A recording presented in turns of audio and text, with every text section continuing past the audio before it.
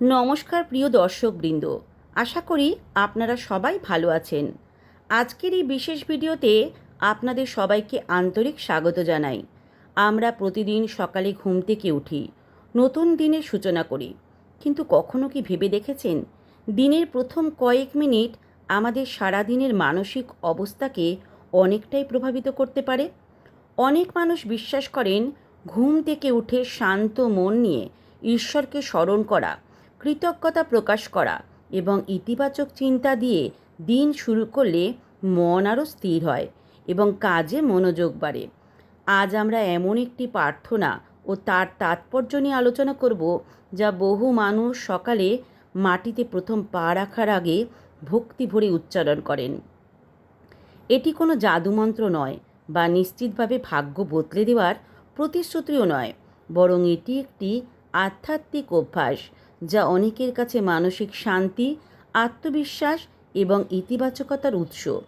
বন্ধুরা, আমাদের শাস্ত্র ও প্রাচীন সংস্কৃতিতে পৃথিবীকে মা রূপে কল্পনা করা হয়েছে, কারণ এই পৃথিবী আমাদের আশ্রয় দেয়, খাদ্য দেয়, জীবন ধারণের উপকরণ দেয়। তাই সকালে ঘুম থেকে উঠে পৃথিবীতে প্রথম পা রাখার আগে কৃতজ্ঞতা জানানোকে অনেকেই সম্মান ও বিনয়ের প্রতীক হিসাবে দেখেন। একটি প্রচলিত সংস্কৃত প্রার্থনা হল, সমুদ্রে বসনে দেবী, পর্বত স্তনমণ্ডিতে বিষ্ণুপত্নী নমস্তুভ্যাং পাদস্পর্শং ক্ষমস্ব মে।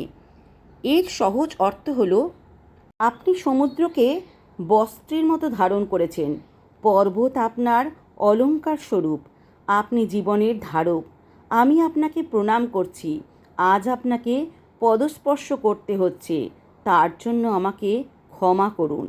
এই প্রার্থনার মূল শিক্ষা হল বিনয়, কৃতজ্ঞতা এবং প্রকৃতির প্রতি সম্মান।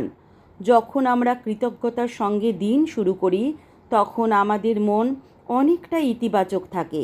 এতে জীবনের ছোট ছোট বিষয়েও আনন্দ খুঁজে পাওয়া সহজ হয়। মনোবিজ্ঞানেও কৃতজ্ঞতার অভ্যাসকে উপকারী বলা হয়। নিয়মিত কৃতজ্ঞতা প্রকাশ করলে অনেকের ক্ষেত্রে মানসিক চাপ কমতে পারে, ইতিবাচক অনুভূতি বাড়তে পারে এবং সম্পর্ক আরও সুন্দর হতে পারে। তবে এটি ব্যক্তিভেদে ভিন্ন হতে পারে এবং কোনো চিকিৎসার বিকল্প নয়। তাই আগামীকাল সকালে ঘুম থেকে উঠে তাড়াহুড়ো না করে কয়েক সেকেন্ড সময় নিন, চোখ বন্ধ করে গভীর শ্বাস নিন, মনে মনে ঈশ্বরকে ধন্যবাদ জানান এবং নিজের পরিবার, স্বাস্থ্য ও জীবনের জন্য কৃতজ্ঞতা প্রকাশ করুন। এরপর শান্ত মনে দিনের কাজ শুরু করুন। আপনি বিশ্বাসী হন বা না হন, দিনের শুরুতে ইতিবাচক চিন্তা ও কৃতজ্ঞতার অভ্যাস অনেকের কাছে উপকারী বলে মনে হয়। সকালে কৃতজ্ঞতা প্রার্থনা দিয়ে দিন শুরু করার একটি প্রাচীন ঐতিহ্য রয়েছে। এবার আমরা জানব কেন অনেক মানুষ মনে করেন যে দিনের প্রথম চিন্তা ও প্রথম কথার বিশেষ গুরুত্ব আছে। আমরা যখন ঘুম থেকে উঠি, তখন আমাদের মন তুলনামূলকভাবে শান্ত থাকে। এই সময় যদি আমরা নেতিবাচক চিন্তা, দুশ্চিন্তা বা রাগ দিয়ে দিন শুরু করি, তাহলে সেই মানসিক চাপ সারাদিন আমাদের সঙ্গে থাকতে পারে। অন্যদিকে যদি ইতিবাচক মনোভাব, কৃতজ্ঞতা এবং ভালো চিন্তা দিয়ে দিন শুরু করি, তাহলে অনেকেরই কাজে মনোযোগ ও মানসিক স্থিরতা বাড়তে পারে। তাই বহু মানুষ সকালে নিজের ইষ্ট দেবতার নাম স্মরণ করে। কেউ ওম নমঃ শিবায় জপ করেন, কেউ জয় মা কালী বলেন, কেউ আবার জয় শ্রীকৃষ্ণ, জয় শ্রীরাম বা নিজের ধর্মীয় বিশ্বাস অনুযায়ী প্রার্থনা করেন। মূল উদ্দেশ্য হল মনকে শান্ত করা এবং দিনের জন্য নিজেকে প্রস্তুত করা।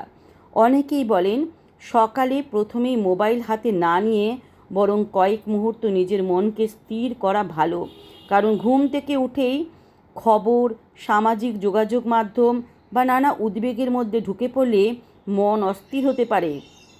তার বদলে কিছুক্ষণ নীরবে বসে নিজের জীবনের ভালো দিকগুলো স্মরণ করা মানসিকভাবে উপকারী হতে পারে।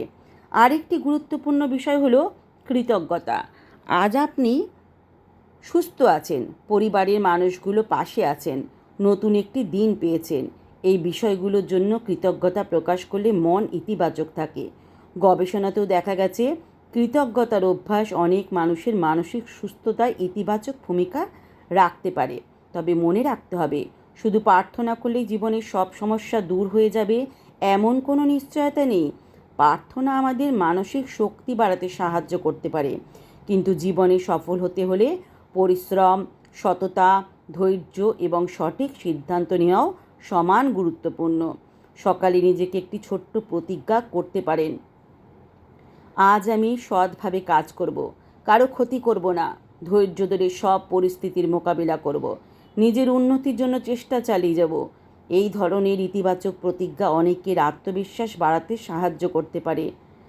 বন্ধুরা, আধ্যাত্মিকতা মানে শুধু মন্দিরে যাওয়া নয়, বরং নিজের মনকে পরিষ্কার রাখা, অন্যের প্রতি সম্মান দেখানো এবং ভালো কাজ করার চেষ্টা করাও এর একটি গুরুত্বপূর্ণ অংশ।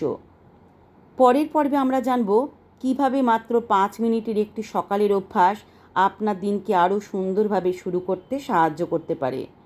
আজকের ব্যস্ত জীবনে আমরা প্রায় মনে করি ভালো অভ্যাস গড়ে তুলতে অনেক সময় লাগে, কিন্তু বাস্তবে প্রতিদিন মাত্র 5 মিনিট সচেতনভাবে কাটালেও অনেকের কাছে দিনটি আরও শান্ত ও গোছানো মনে হতে পারে।